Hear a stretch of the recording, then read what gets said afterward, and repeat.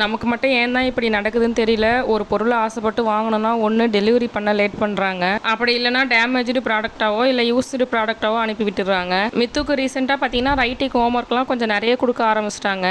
அந்த ஹோம்ஒர்க்லாம் எழுதி முடிக்கவே 2 மணி நேரம் பக்கம் ஆகிடுது. அவ்வளோ நேரம் குனிஞ்சு குனிஞ்சு எழுதுறது இடுப்பெல்லாம் வலிக்குதுமா அப்படின்னு சொல்லிட்டு இருந்தான். சரி ரைட்டிங் டேபிள் ஒன்று ஆர்டர் பண்ணலாம் அப்படின்ட்டு ஃபஸ்ட்டு நான் வந்து மீஷோவில் ஆர்டர் போட்டிருந்தேன். அது வந்து பார்த்திங்கன்னா டேமேஜ் ப்ராடக்டாக வந்து இருந்தது. அதனால் ஹஸ்பண்ட் நான் ஃப்ளிப்கார்ட்டில் ஆர்டர் போடுறேன் அப்படின்னு இந்த ரைட்டிங் டேபிள் அவர் தான் ஆர்டர் போட்டிருந்தாரு. ஃபஸ்ட்டு பார்த்தீங்கன்னா இதை ஓப்பன் பண்ணவே மித்து ரொம்ப கஷ்டப்பட்டுட்டு இருந்தான். அப்புறம் ஷாம் நான் ஓப்பன் பண்ணுறேன் அப்படின்ட்டு அவன் கூட ஹெல்ப் பண்ணிட்டு இருந்தான். ஓப்பன் பண்ண ஷாம்க்கு ஒரு மிகப்பெரிய ஷாக்கு. ஃபுல்லாக பார்த்தீங்கன்னா ஒரே டஸ்ட்டாக இருந்தது. அங்கங்கே பார்த்தீங்கன்னா கீரல் மாதிரியும் கரை படிஞ்ச மாதிரியும் இருந்தது. இதில் மித்துக்கு தான் ரொம்ப ஏமாற்றம். ஏன்னா அவன் ஸ்கூல் போயிருந்தப்பவே டெலிவரி ஆகிடுச்சு. நாங்கள் தான் அவன் வந்து ஓப்பன் பண்ணிட்டோம் அப்படின்ட்டு வெயிட் பண்ணிகிட்டு இருந்தோம்.